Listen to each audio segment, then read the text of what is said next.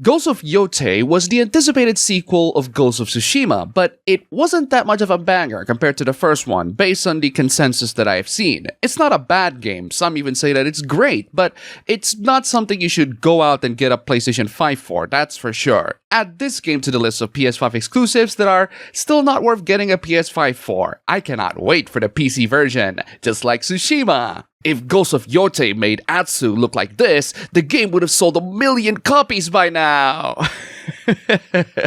Wouldn't that be nice, right? But for real though, I actually don't agree with this, even if I think the left is sexier and hornier. The thing is, I don't go to Ghost of Tsushima or Yotei expecting it to be Ninja Gaiden. It'd be nice, very nice even, oh lord, but I don't expect Yotei to be that. And I don't need every game or every female character in gaming to be a sexy Team Ninja style video game character. If I do want that, I have mods for them. Whether you agree or disagree with this take, the parodies are some of the funniest that I've seen since last week. People are just clowning on this dude with the funniest of edits, putting all sorts of characters in the position of being sexualized like what the original did, and some of them I unironically agree.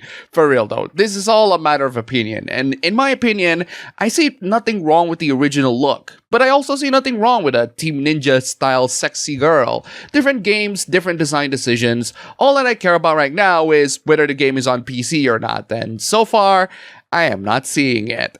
It's an advantage for console gamers to play Ghost of Yotei and many other PlayStation 5 games first, but not an advantage in terms of flexibility, which is why I'm still a PC gamer, and as of late, I've been getting on that Linux gaming too. I've had a great time with my 2017 MacBook Air running Ubuntu Linux and playing some good old Tony Hawk Pro Skater 1 with a PS1 through DuckStation. These amazing classic old games are incredibly playable through emulation, but some people are still a bit iffy with it. You have to remember that there are people out there who just can't afford the equipment or time to do things you can probably do. Wow. I agree. There absolutely are people who cannot afford a 2017 MacBook Air that's worth about $150 now. Actually, no. I think most English native speakers can afford something as basic as that. You can also buy cheap controllers that do the job fine. Heck, most of you should have a smartphone. Resident Evil 4 on the GameCube runs on my mid-range Samsung A54. Just connect it to a Bluetooth controller and you are golden. What made this whole post even funnier is what this post was in response to. This is in response to this meme making fun of people cheering for pointless remakes.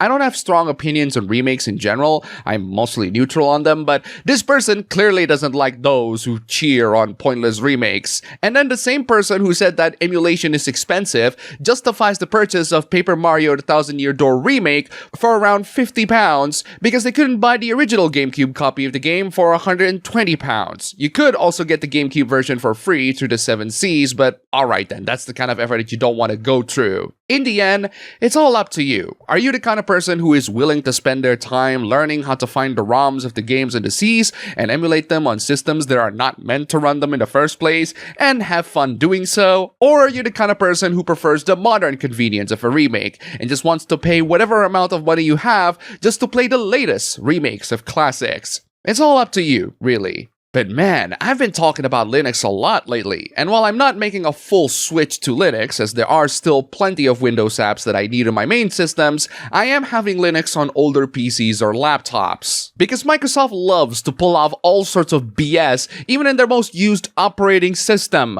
Microsoft is removing the local account bypass methods again. We are removing node mechanisms for creating a local account in the Windows setup experience. There is no middle finger big enough, Microsoft. Stop forcing users to have a freaking Microsoft account just to use their PC. I'm telling you right now, the Linux adoption is slowly but surely rising. It even took over macOS in gaming because Apple doesn't care about gamers, but Linux clearly does, especially Steam and their SteamOS and their Steam Deck. Granted, not everyone can switch to Linux, but at least give it a try and see if it works for you. But for those of you who are still stuck using Windows, are there any solutions? Yes, but they're not for the average person. The first solution is to grab yourself a USB stick, download the latest Windows 11 ISO, and burn it to your USB using Rufus, which allows you to install Windows 11 with a local account that you already configured yourself. The second method is when you're going through the installation.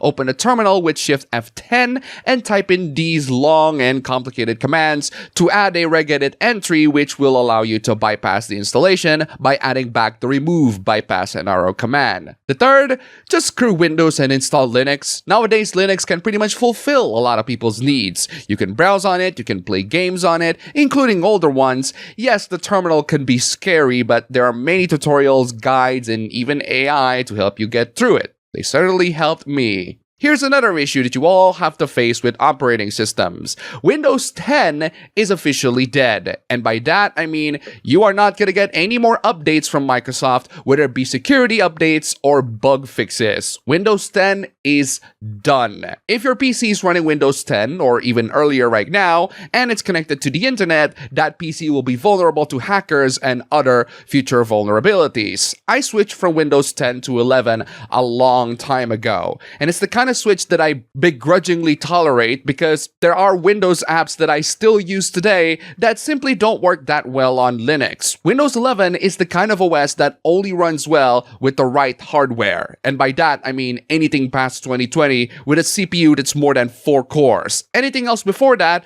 and you're just a poor plebeian who doesn't deserve the exclusive Windows 11 experience. Microsoft has pretty much abandoned all the old but still functional desktops and laptops that do not fit the Windows 11 requirements, and this is where Linux came to the rescue. I am so glad that even among my viewers, Linux adoption is happening. Yes, it's still a niche product. Yes, not everyone can switch to it. I certainly couldn't switch to it with my main PCs, but I can absolutely do it with older PCs, and I hope you guys can too. I am perfectly fine with a slow adoption rather than no adoption at all. While the use cases for Linux still remains niche, the same cannot be said with AI, which isn't an operating system, but the adoption for that is pretty wide. Let's throw this idea completely out the window. Video games will be dynamically generated by Grok in the future.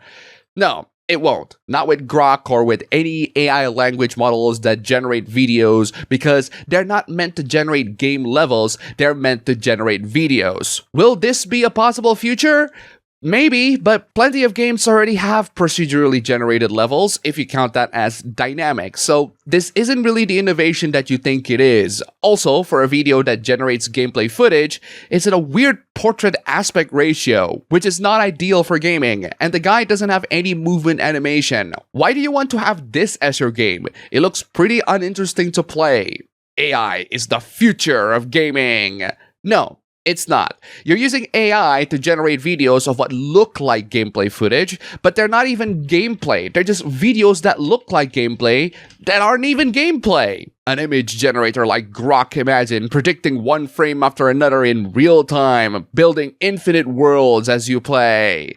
No. Thank you. Games are already capable of building infinite worlds depending on what you're playing, and AI is not helping in that regard. Here's another instance of AI not helping gaming. Sora 2 is the next installment of text-to-AI video technology that has been misused by AI bros for the dumbest of things. This person asked if Sora could play Doom.